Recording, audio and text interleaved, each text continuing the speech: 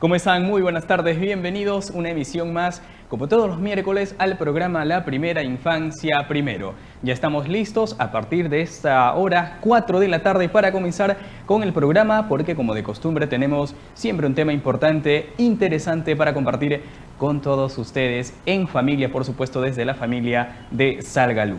Antes de continuar y contarles nuestro tema para el día de hoy, quiero indicarles que ya pueden ingresar y realizar sus comentarios y preguntas a través de nuestro Facebook de Salgalú Comunicación, que nos acerca a través de la web www.salgalú.tv, como también lo pueden hacer a través del Facebook de Inversión en la Infancia. Pueden ingresar allí para que nos puedan realizar sus preguntas, comentarios, vernos por supuesto a través de la plataforma, y también agradecer al UCI TV en los 18.1. Muchas gracias, estamos en vivo y en directo a nivel nacional, por supuesto, comenzando ya el programa. Y bien, les contamos que para hoy, o antes de continuar, quiero también saludar, por supuesto, a Clotilde Carrasco. Clotilde, ¿cómo estás? Hoy, por supuesto, un miércoles más aquí en el programa La Primera Infancia Primero.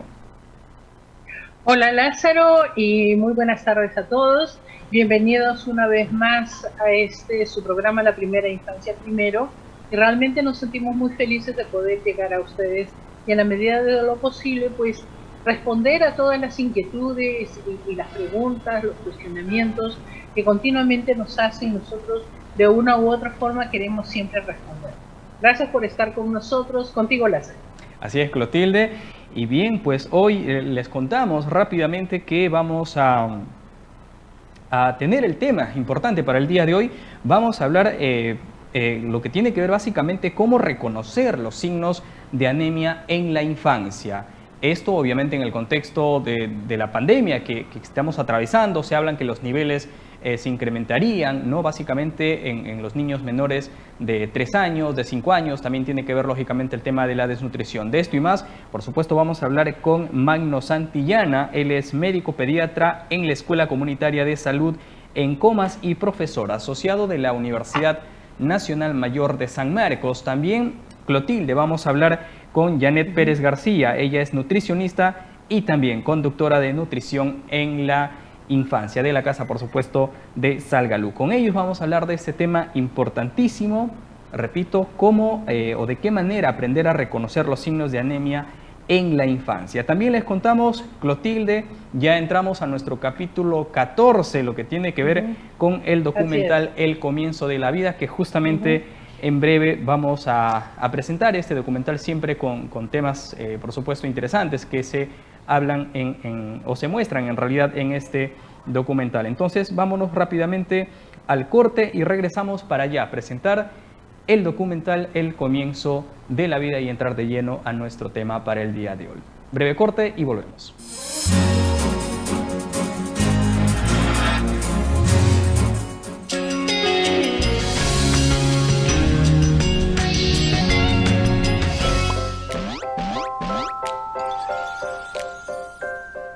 Cada 20 de noviembre se celebra el Día Internacional de los Derechos del Niño, fecha que nos hace recordar que el niño es una persona de derechos. Es importante señalar que existen aquellos derechos que son innatos y que todo padre, madre o cuidador debe tener presente para que todo niño o niña crezca con los cuidados necesarios para su buen desarrollo.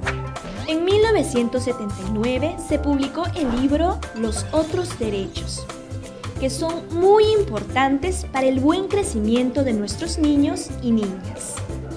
Tienen derecho a los exámenes prenatales, la lactancia materna, porque es el alimento más completo que necesita, nacer saludable, sin adicciones o dependencias de sustancias o drogas, las vacunas para no quedar enfermo o lisiado, ser rehidratado para no estar en riesgo de vida, quedarse con mamá apenas nacido, ser feliz y estar con papá y mamá, llorar porque es la única forma de expresarse,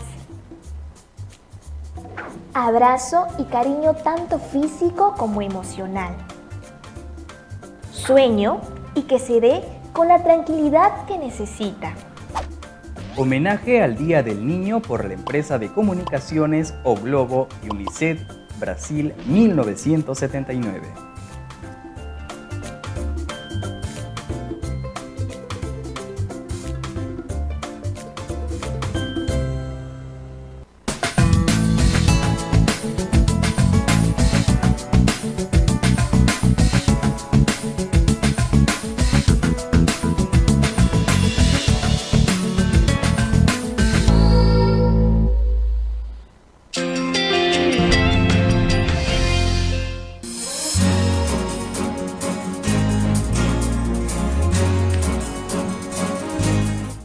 Muy bien, estamos de regreso en el programa de la primera infancia primero, y ahora sí, Clotilde, ya lo habíamos anunciado.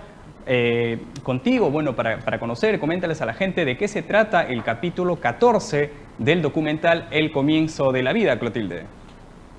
Sí, así es. Bueno, en esta oportunidad tenemos algo muy interesante y que realmente es un flagelo de la humanidad. En este tema han sido muy puntuales señalando las diferentes caras de la malnutrición infantil. Lo más interesante es que en este capítulo resaltan los problemas que no solamente están relacionados al hecho de no tener un presupuesto pues, que pueda satisfacer la canasta básica, sino que se da en todos los niveles. Y realmente estamos hablando de la malnutrición en la infancia, que se da en diferentes niveles, y tenemos dos problemas bastante serios. Uno que se llama anemia, que es el tema central del programa de hoy, y la malnutrición. O sea, de verdad hay que saber qué significa estar bien nutridos, especialmente en la primera infancia. Veamos el video y después hacemos un pequeño comentario. Adelante.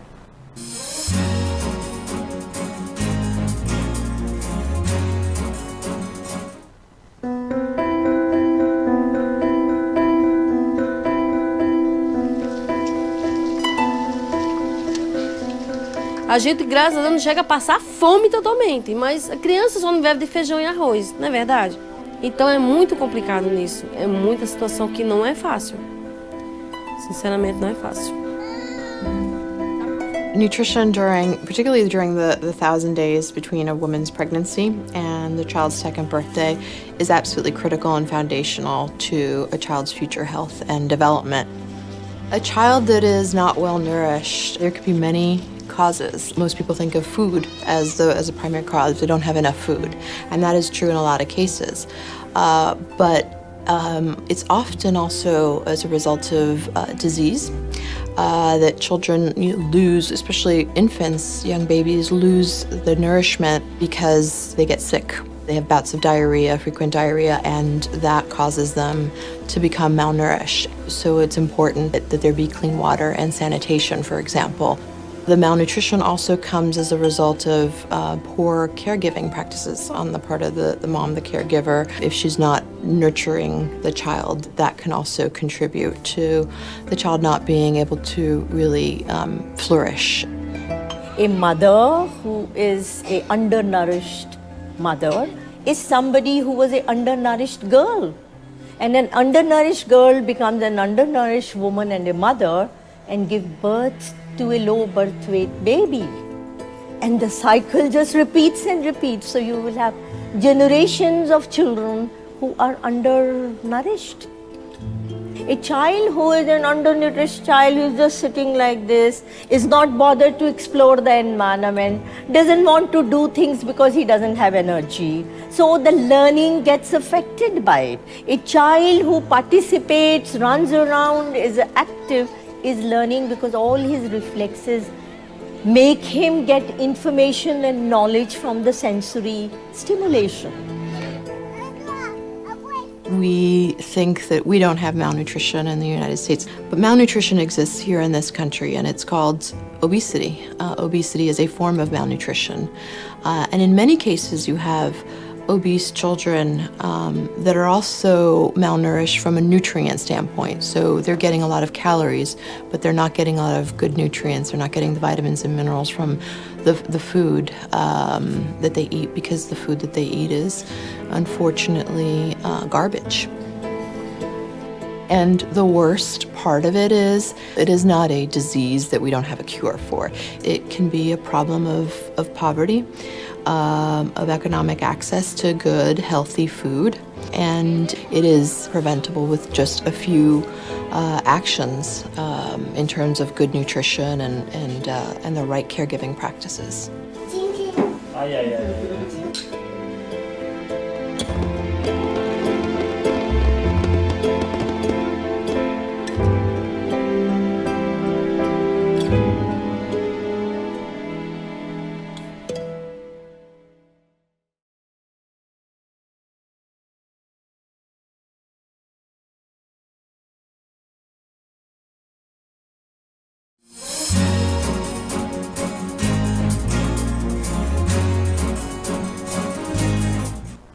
Muy bien, allí veíamos un interesante capítulo de lo que tiene que ver con el comienzo de la vida y pues esto se relaciona con el tema de la desnutrición.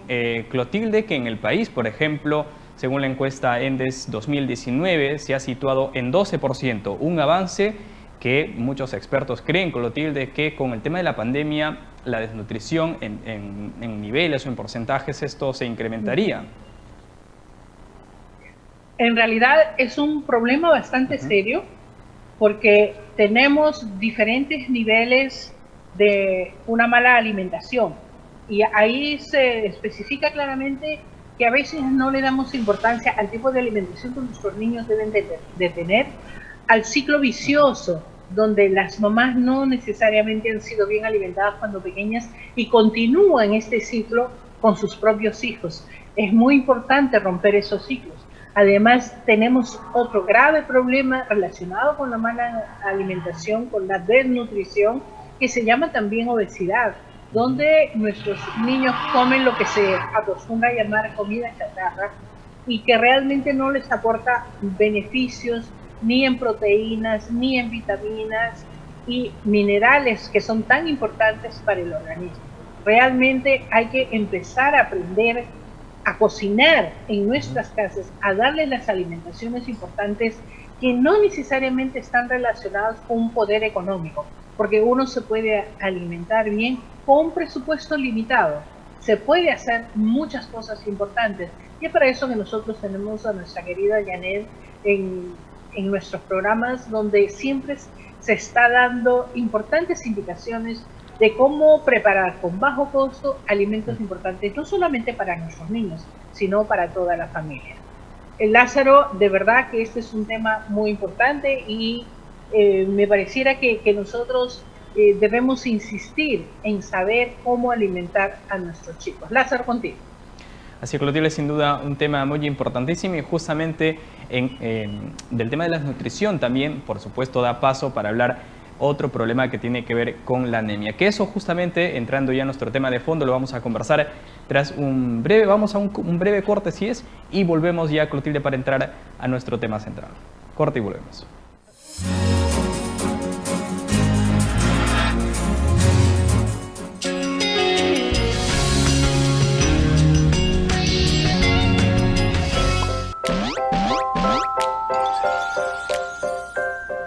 Cada 20 de noviembre se celebra el Día Internacional de los Derechos del Niño, fecha que nos hace recordar que el niño es una persona de derechos.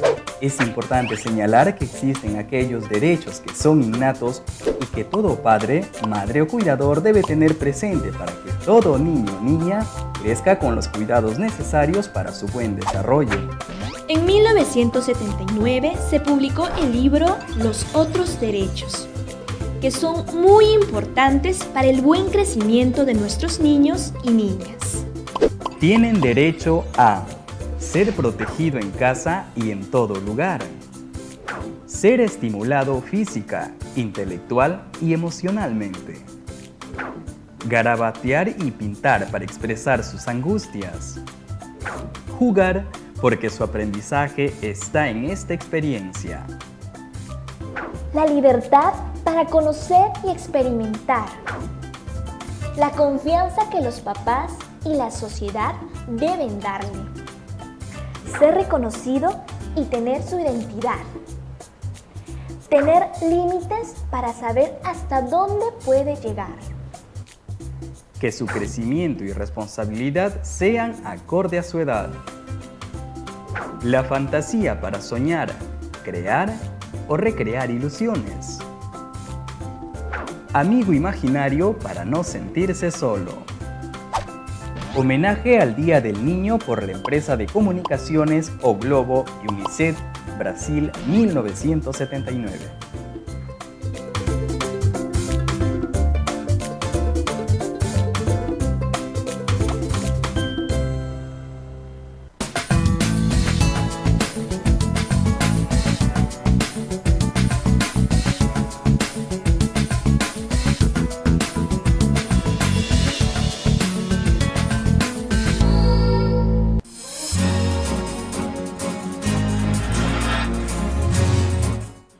¿De qué manera aprender a reconocer los signos de anemia en la infancia? De este tema justamente ya comenzamos para hablar, para explicar, por supuesto con especialistas que tenemos el día de hoy. Clotilde, y coméntanos a quién tenemos como nuestro primer invitado en el programa. Gracias, Lázaro. Sí, estamos justamente y le agradecemos su atención al doctor Magno Santillana, quien es médico pediatra en la Escuela Comunitaria de Salud en Comas y profesor asociado de la Universidad Mayor de San Marcos. Gracias por estar con nosotros, doctor Magno. Y queríamos hablar un poquito sobre este tema tan importante y que nos preocupa muchísimo, ¿no? Primero, ¿por qué nuevamente seguimos insistiendo en conocer y saber lo que significa la anemia? ¿Y cuáles son los signos más importantes que las familias podríamos identificar para saber que nuestros niños están con este problema? Bien, la anemia infantil en nuestro país es un problema de salud pública porque afecta a 4 de cada 10 niños en edad menores de 3 años. Es importante detectar tempranamente la anemia en niños menores de 3 años para poderlas corregir cuanto antes. Porque en esa edad, en los primeros 3 años, es donde logra su desarrollo neurológico completo. Y la deficiencia de hierro en la alimentación que puede llevar a la anemia puede afectar el desarrollo normal del sistema neurológico y para adelante. Así se corrija después, ya no hay manera de rectificar lo hecho, ¿no? Entonces es importante detectar. La detección se hace a partir del 6º mes de vida. Por norma se establece que a los pequeños, menores de 1 año, a partir del 6º mes se les haga un control. Hay un dosaje que se llama el dosaje del hematocrito, ¿no? Que tiene un equivalente en hemoglobina. Con una gotita de sangre, con un capilar, se logra determinar qué cantidad tiene de hematocrito. Por decir, puede tener 30, 27, 28 y esa cifra equivale a 10, 9, 8 de hemoglobina. La hemoglobina normal en un niño a partir del 6º mes debe estar alrededor de los hematocritos en 33 para arriba. Significa 11 gramos de hemoglobina, 33 es equivalente a 11 gramos de hemoglobina. Entonces, en el control del crecimiento y desarrollo se programa el dosaje del hematocrito para hacer un despistaje de anemia. Habitualmente la madre no se da cuenta que su niño tenga anemia, sino cuando ya está grandecito, a partir del 1 año y medio, 2 años, se nota que está un poco inapetente, desganado para comer, a veces un poco irritable, ¿no? O a veces un poco decaído, no juega con la dinámica que tiene un niño normal. Estas pueden ser las primeras señales de que el niño está con anemia. Por eso es importante el control de crecimiento y desarrollo. Este programa permite ponerle énfasis en la importancia de llevar a los niños al control de crecimiento y desarrollo, ¿no? Y permanentemente, periódicamente, quiero decir, se va evaluando. Sería un poco para contestar a la pregunta. Sí. Por ejemplo, hay un tema que mucha gente lo venimos confundiendo porque consideramos que anemia, malnutrición, obesidad es lo mismo. Y la verdad, yo creo que hay grandes diferencias entre uno y otro. y cada cual un poquito peligroso para el futuro desarrollo de nuestros niños. ¿Cuál es la diferencia entre la obesidad, la anemia y la desnutrición crónica? Ya. La obesidad en los niños muchas veces se asocia con anemia. ¿Por qué? Porque la mamá, en su intento de alimentarlo, le da prioridad a los alimentos que tienen carbohidratos, harinas, ¿no? Le prepara los purés, las papillas, las mazamorras, y eso es agradable al gusto, pero no tiene hierro. Entonces el niño se llena con esas comidas, papillas, purés, mazamorras, y ya la mamá considera que es suficiente. Entonces, claro, muchas veces excede la cantidad de calorías que recibe el niño a la necesidad que tiene en el día. Entonces los niños van subiendo de peso, se convierten en niños después obesos si es que no hay un control adecuado. Y en descompensación, no vamos a decir en compensación, reciben menos hierro de lo que necesitan. No les dan carnes, no les dan pescado, no les dan yema de huevo, menestras, cereales. Entonces el niño se va poco a poco, gradualmente va bajando sus niveles de hemoglobina. Y por eso encontramos niños con sobrepeso, niños obesos y con anemia. Esa es la razón. Cierto. En realidad, en esa conceptualización, ¿cuál sería una dieta saludable? O sea, para que nuestros niños no caigan en ninguna de estas fases, porque realmente perjudica el desarrollo a futuro. Porque un niño anémico, un niño desnutrido, un niño obeso, obviamente, como usted señala, no va a lograr un pleno desarrollo fisiológico, neurológico, porque va a ser afectado por estas carencias. Sí, la mamá tiene que tener claro el concepto de lo que es una dieta balanceada, ¿no? En una dieta balanceada van los 5 elementos básicos que lo componen, vale decir los carbohidratos, las proteínas, las vitaminas, los minerales y los lípidos. Entonces, si la mamá no tiene claro ese concepto del balanceo de la dieta, entonces va a incurrir en error. Su alimentación del bebé va a ser básicamente en torno a los carbohidratos y a los lípidos y casi muy poco de proteínas, de hierro, de vitaminas. Entonces, hay que conversar con las mamás cuando asisten a sus controles de crecimiento y desarrollo o en las organizaciones sociales. Ahí viene el trabajo de campo del sistema de salud, ¿no? El primer nivel de atención tiene una función muy importante porque si la mamá no viene al establecimiento, hay que ir a donde está la mamá.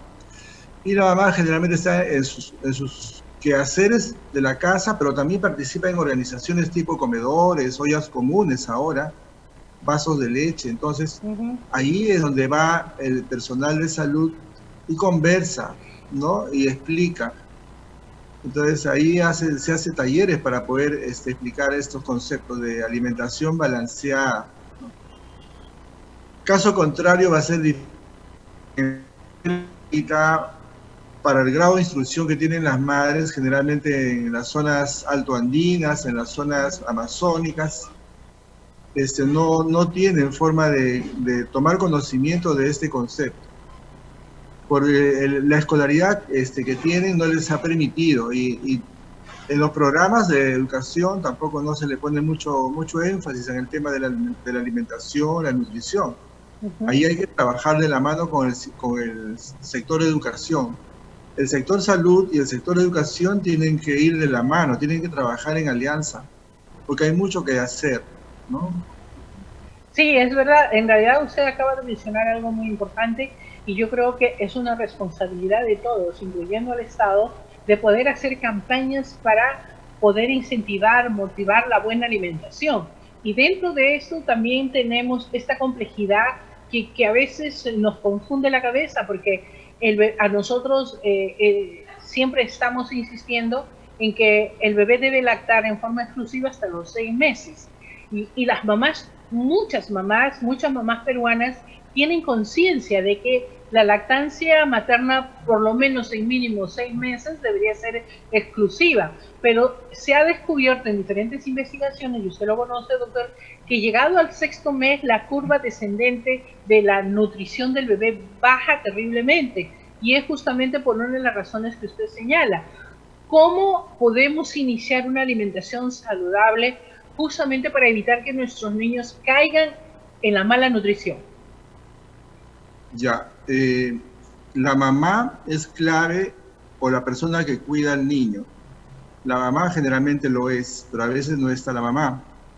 Entonces, un conocimiento básico que se debe impartir en la etapa escolar es el concepto de nutrición. El A, B, C de la nutrición pasa por conocer estos conceptos. ¿Qué es una dieta balanceada? ¿Cuál es la función que cumplen los nutrientes? ¿En qué alimentos que se producen en la región existen estos nutrientes? ¿No? En cada región tienen sus propios producción de alimentos que hay que considerar para poder aprovecharlos, ¿no? Y pueda llegar más fácilmente a la mesa familiar. Entonces, hay que estar conversando permanentemente con las madres y con las personas que cuidan a los niños. También en el nivel inicial, ¿no? Pero, la clave del éxito de esto está en los primeros 3 años de la vida. Incluso cuando la madre está gestando, la madre va a su control prenatal en la etapa de la gestación, muchas veces llega con anemia a la gestación y termina con anemia, no se corrige la anemia durante el embarazo. Entonces ahí viene la calidad de la prestación del servicio, ¿no? Hay que chequear cómo está la hemoglobina de la mamá durante el embarazo y ahí se le va hablando a ella. Qué importante es tener los niveles de hemoglobina en un promedio estándar por encima de 12, 13 gramos, ¿no? Por decilitro, para el caso de la mamá. Y se le explica por qué la importancia de tener un buen nivel de hemoglobina, porque eso va a repercutir en la salud del niño que viene, el niño por nacer.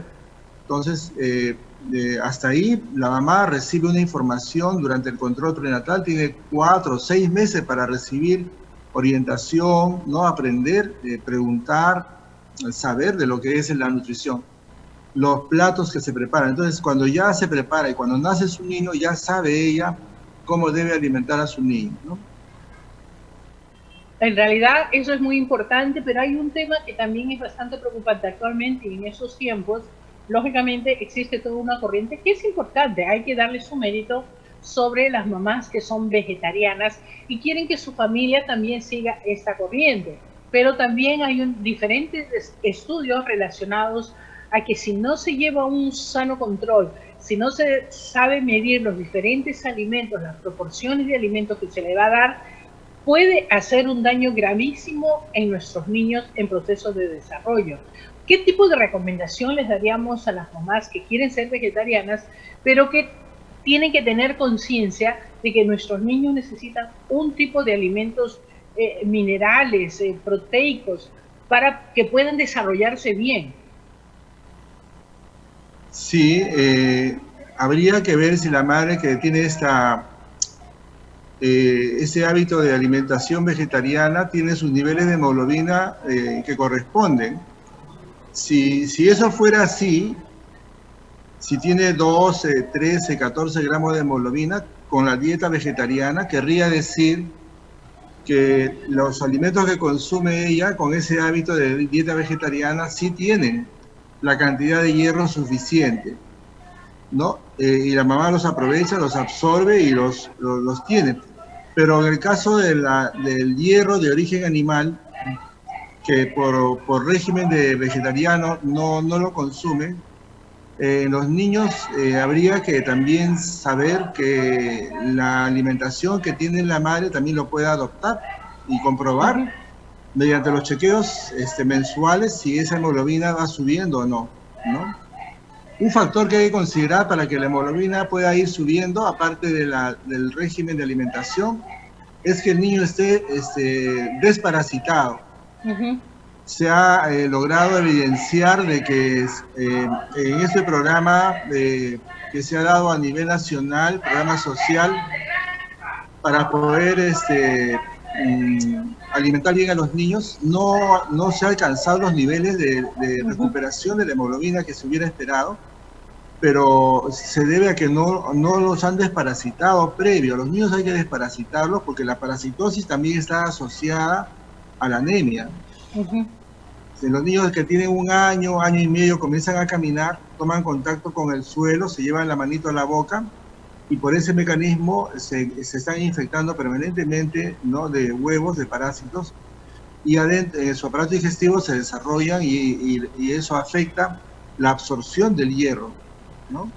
Por eso es importante desparasitarlos también a los niños. En los niños pequeños, por lo menos cada 3 meses hay que estarlos desparasitando, ¿no?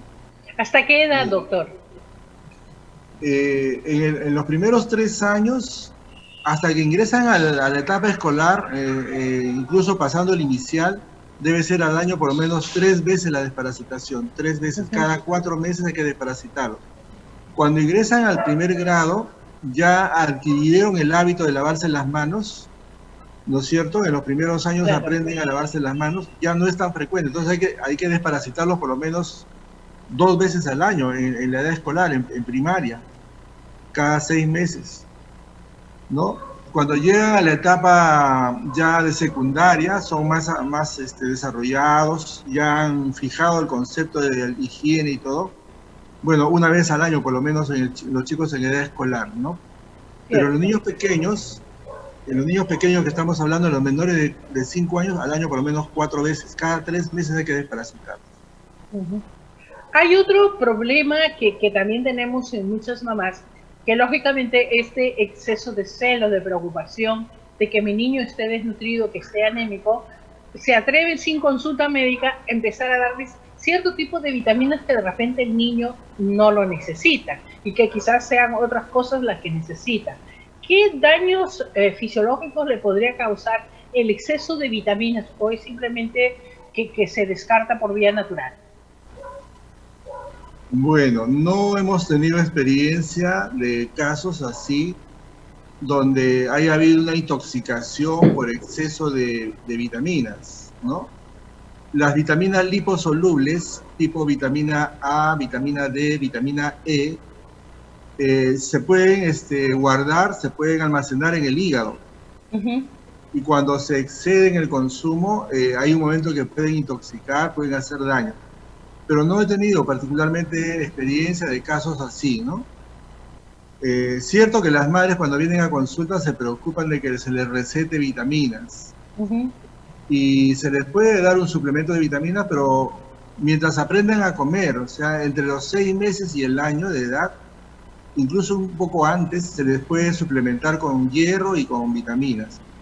Pero al año de edad ya los niños han aprendido a comer de todo, si la madre ha tenido cuidado y la ha ido enseñando progresivamente a comer de todo. Entonces, en la alimentación completa de cada día están todos los nutrientes, están los macronutrientes y están los micronutrientes.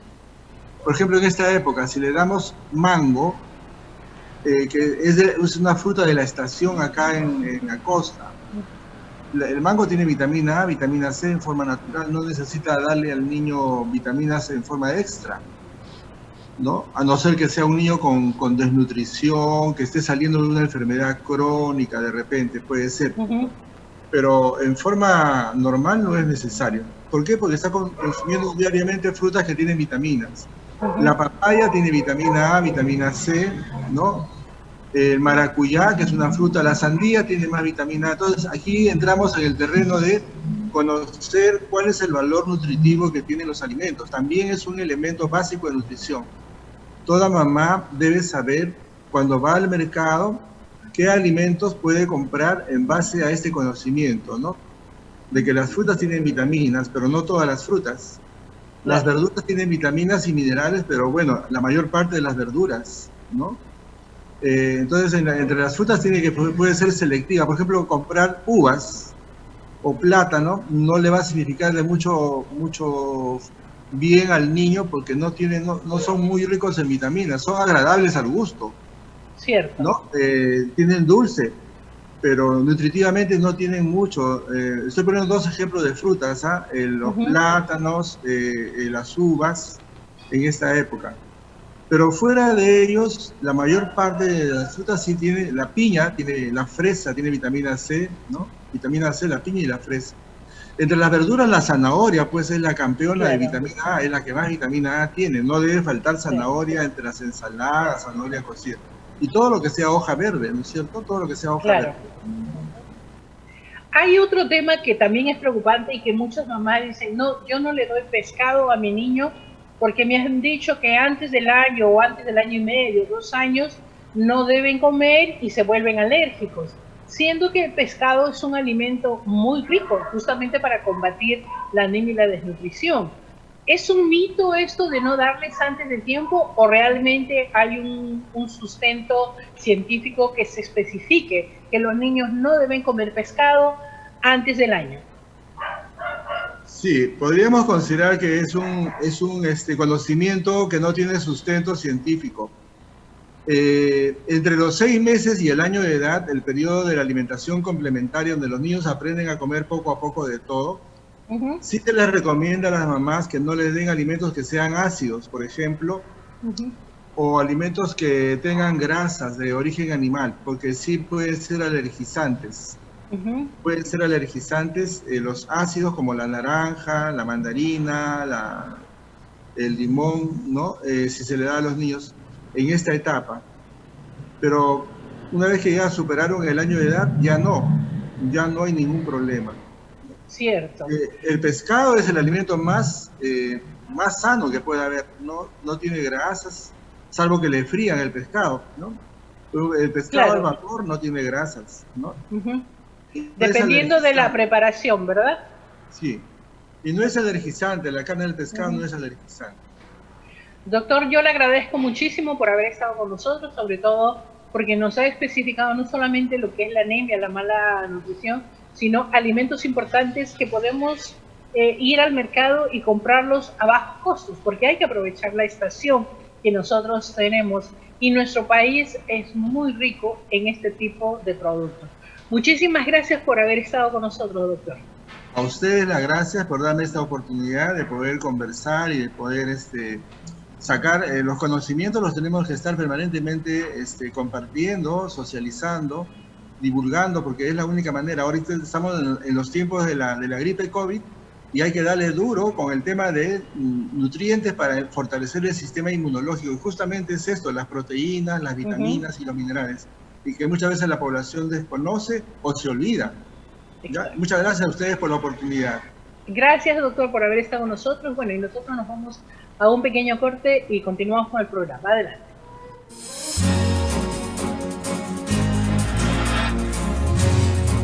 Gracias, doctor. Hasta una nueva oportunidad.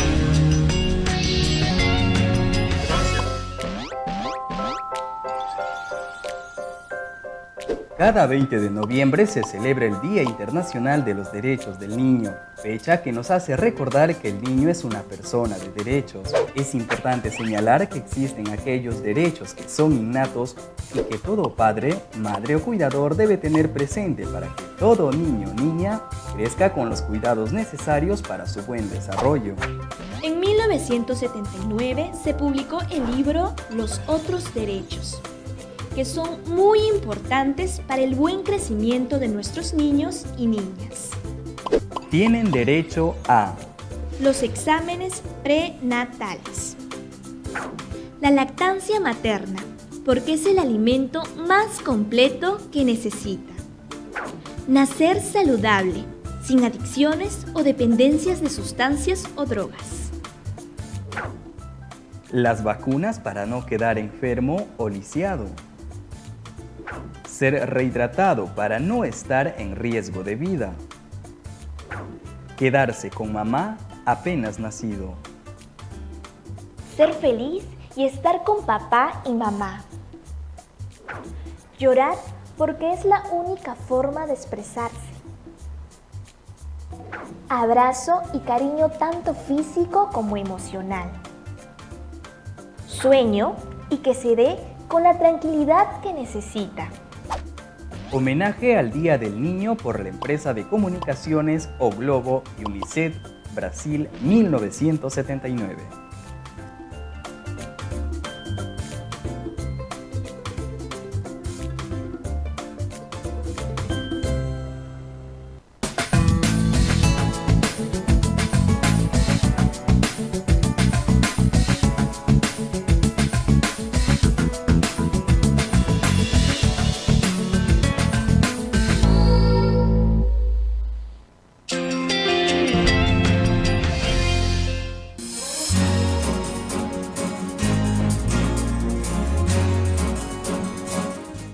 cómo aprender a reconocer los signos de anemia en la infancia. Es el tema de hoy justamente que nos convoca para hablar, para conversar, y de este tema, después de haber tenido, por supuesto, al doctor Santillana, ahora vamos a conversar con Janet Pérez. Ella es nutricionista y conductora de nutrición en la infancia. Janet, ¿cómo estás? Buenas tardes, gracias por estar con nosotros y bueno, conversar de estos temas sin duda importantísimos para ayudar a muchas familias.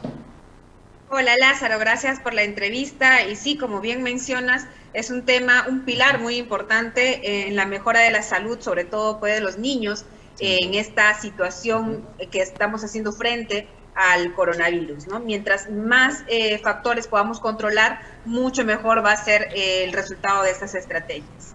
Así es, Janet, y bueno, a ver, concretamente con el tema de la anemia, por ejemplo, de acuerdo a la encuesta demográfica y de salud familiar ENDES del 2019, dio a conocer que, por ejemplo, en el país del 2018 al 2019 se había reducido en 3 puntos, es decir, del 43 al 41.1% de anemia.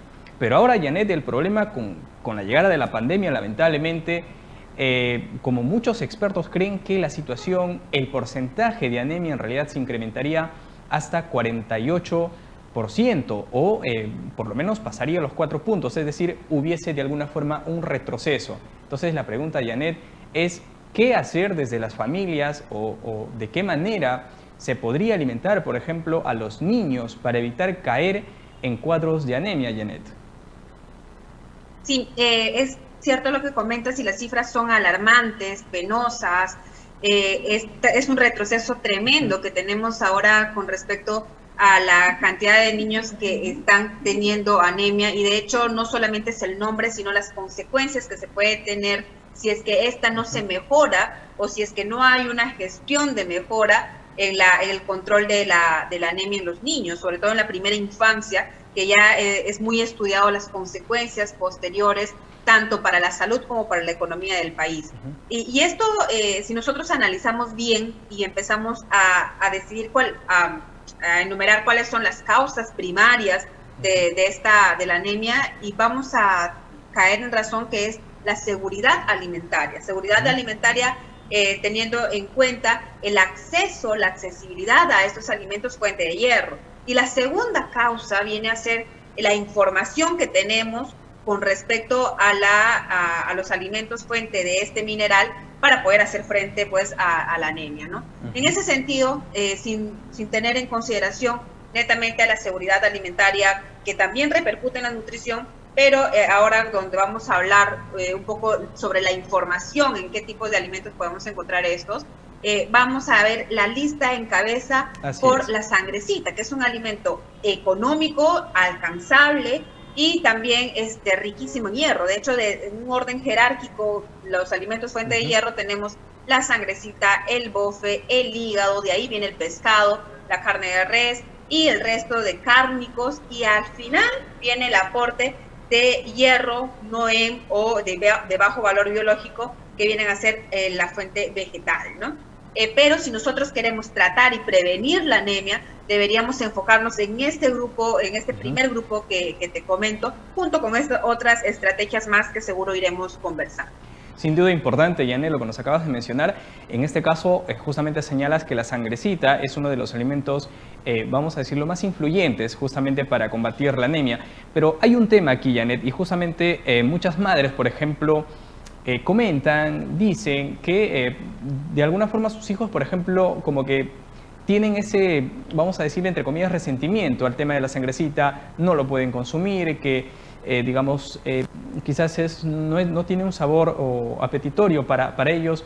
¿De qué manera las madres pueden hacer que este alimento de alguna forma pueda ser consumido por sus niños y bueno, evitar hoy evidentemente la anemia, que es un mal que afecta a muchos niños? Sí, correcto. De hecho, es uno de los principales problemas, ¿no? Porque no solamente basta con decir en qué alimentos están, sino la aceptación que puedan tener los niños. Y si es que nosotros presentamos la sangrecita como tal, solamente cocida, no tiene un sabor agradable. Pero sí, si es que nosotros, por ejemplo, hacemos un reemplazo de un arroz chaufa con tal cual viene, con pollo, con trozos de huevo, de tortilla de huevo, y añadimos esta sangrecita, definitivamente no vamos a sentir el sabor. Sin embargo, vamos a estar agregando un valor exquisito, un valor nutricional exquisito con respecto al hierro en esta preparación.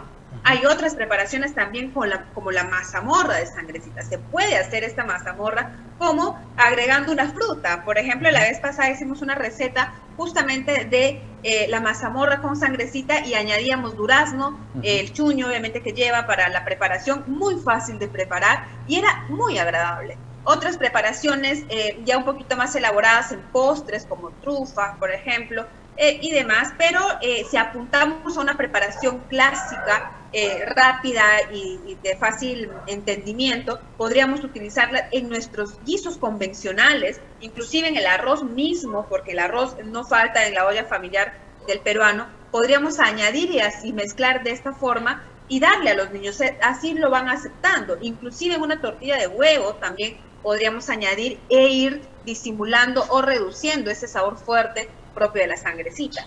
Y lo recomendable es, además de darle también dos cosas, ¿no? Para aprovechar su absorción, acompañar con una bebida cítrica, que justamente la vitamina C es lo que vamos a aumentar, se va a aumentar la absorción del hierro a nivel intestinal. Y lo otro es no mezclar con alimentos lácteos. Si yo voy a darle la tortilla de sangrecita en el desayuno, preferiría no acompañarle con una leche, sino la leche darle, si es que el niño toma, en otro momento del día, puede ser en la media mañana, en la media tarde o en la cena, para que no interrumpa la absorción del hierro. Estas estrategias nutricionales va a hacer que de una manera más eficiente se pueda lograr el objetivo de prevenir la anemia. Ahora, Janet, otros alimentos, como por ejemplo se habla mucho de la lentejita, que es lo más usual que también obviamente se recomienda. ¿Cuán importante es el consumo de esta, o en conclusión, de las menestras para evitar anemia en los niños? La menestra tiene un contenido de hierro, como lo había mencionado, pero tiene contenido de hierro, pero no es fuente de. Ojo, hay que diferenciar aquí estos términos.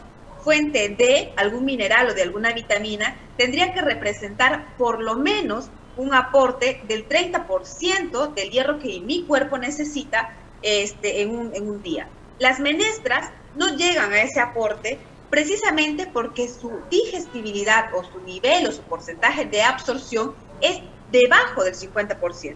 Si es, poniendo un ejemplo, en las menestras, en una taza de menestra voy a encontrar 10 miligramos de hierro, que sí es importante esa cantidad, pero al momento de consumir se va a absorber y se va a digerir el hierro solamente en 5 miligramos, por ponerte un ejemplo. Quiere decir que el nivel de digestibilidad y de absorción es mucho menor que el de origen animal. Esto no lo hace que no se deba de consumir. Sí, se debe de consumir como parte de la estrategia, pero no incentivar su consumo único como parte de la solución, sino más bien en conjunto. Las menestras tienen mucha fibra, justamente es esa fibra que impide esa absorción completa del hierro 9.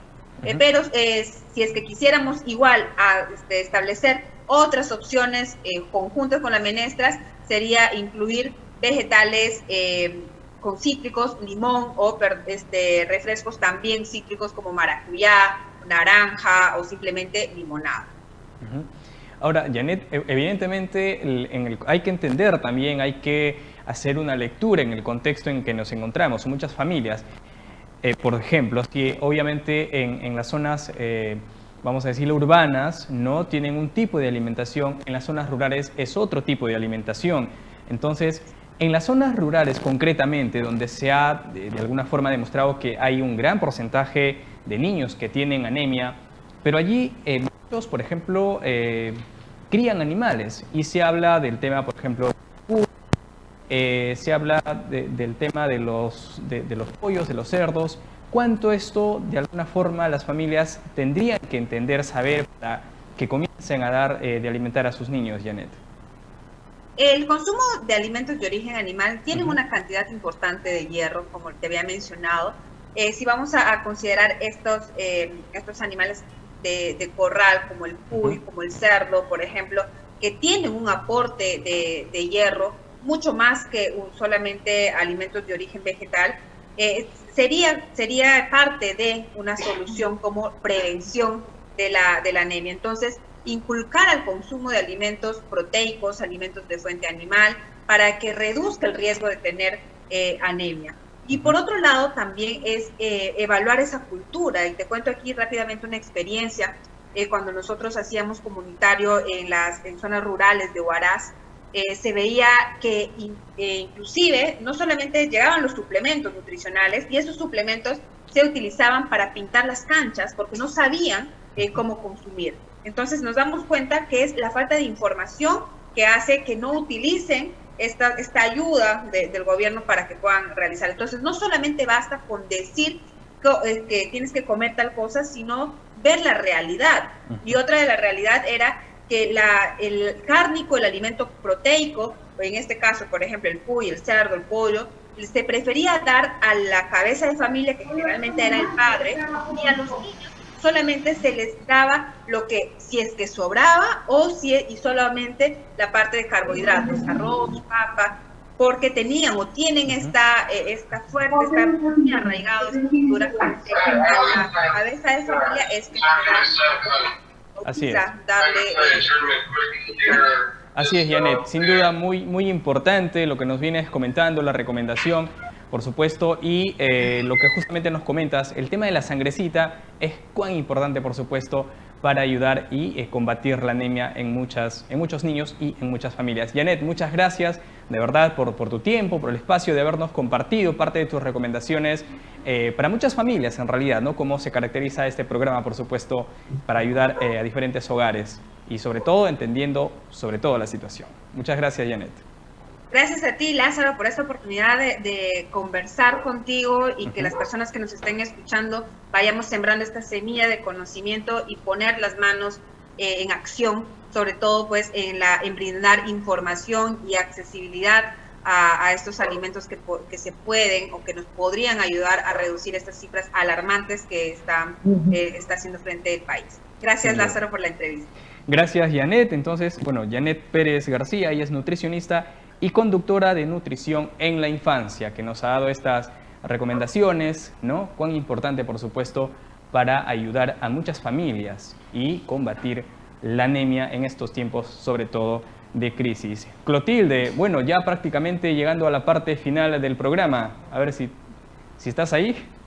Sí, claro que sí, por supuesto, siguiendo atentamente la entrevista con Janet, quienes nos da siempre informaciones importantes para saber qué ofrecerle a nuestros niños. Bueno, cerramos ya, nos despedimos, agradecemos a todos por haber estado con nosotros, especialmente a nuestros invitados, que de verdad nos han dado estas informaciones que debemos tomarlas así con mucho cuidado, con mucho cariño, porque son importantes informaciones para beneficiar a nuestra familia, porque no solamente en este tipo de alimentaciones vamos a incluir a nuestros niños, sino a toda la familia. Nutrición sana, saludable, beneficia a todo el núcleo familiar. Y bueno, me despido. Muchas gracias por haber estado con nosotros. Los esperamos la próxima semana, siempre con temas importantes. Adelante. Así es, Clotilde, muchas gracias también a ti, por supuesto. Nos vamos entonces, ponemos punto final al programa, Dios mediante, el próximo miércoles, como de costumbre, 4 de la tarde. Que estén bien, hasta la próxima.